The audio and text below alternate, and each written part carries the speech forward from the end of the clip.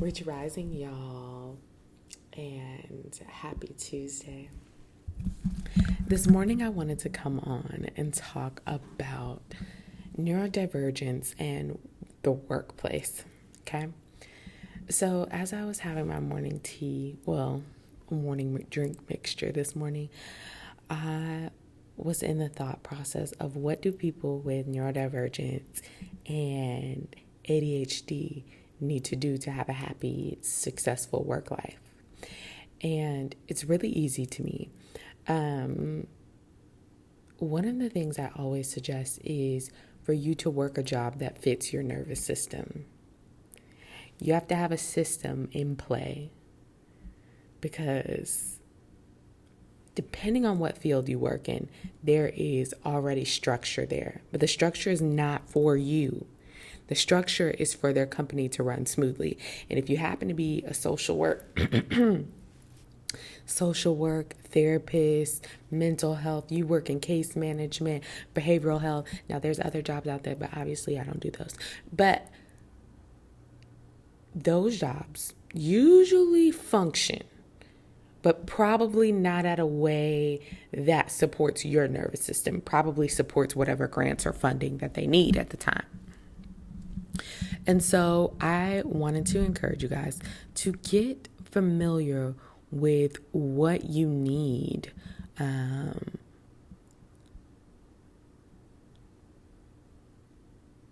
to replicate that in your life, right? The easy answer is to become an entrepreneur and own your own business. I don't think that that's easy. I have been an entrepreneur for a while, and I'm not gonna lie. I would much rather prefer certain experiences like clocking in, getting all my benefits, knowing that my paycheck is going to be a certain. Those are very, especially when you get in the thick of entrepreneurship. So, and I also think that business owning isn't for everyone, right? Like doing the back end of business, nasty work. Not my favorite experience. So here are some things that I did when I was transitioning that I want to share with you guys. First, I only worked jobs that supported the fact that I like leisure and I need to separate field days from admin days, right? So let's take it back to when I was in behavioral health. Behavioral health, they worked me. Just don't do that.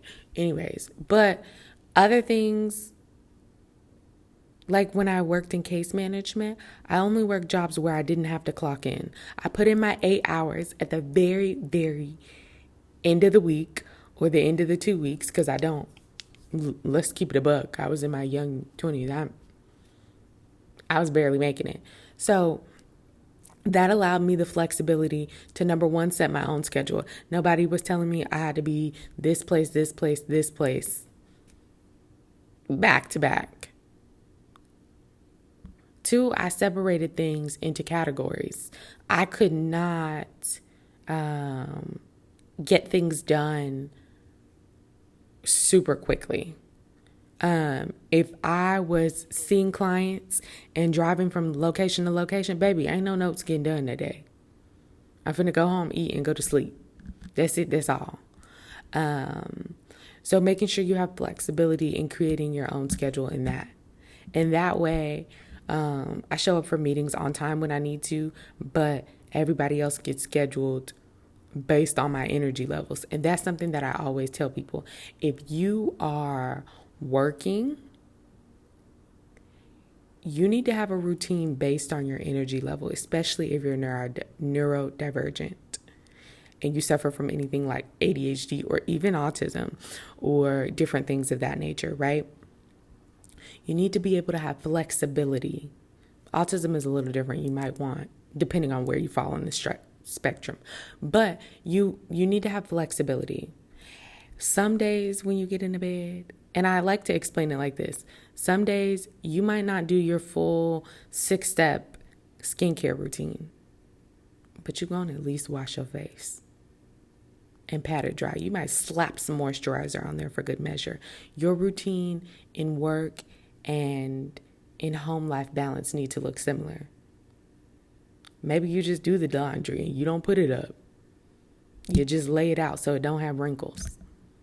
Maybe you pay somebody to do it. But learning that everything is not going to have the ability to get done all the time. And knowing that it's okay. Big step. I'm going to pause for here and we'll come back. Because I'm pretty sure I got a client. I do. But let me know if you like these tips in the comments below. Don't forget to comment, like, share, subscribe, all that good jazz. I'll see you soon.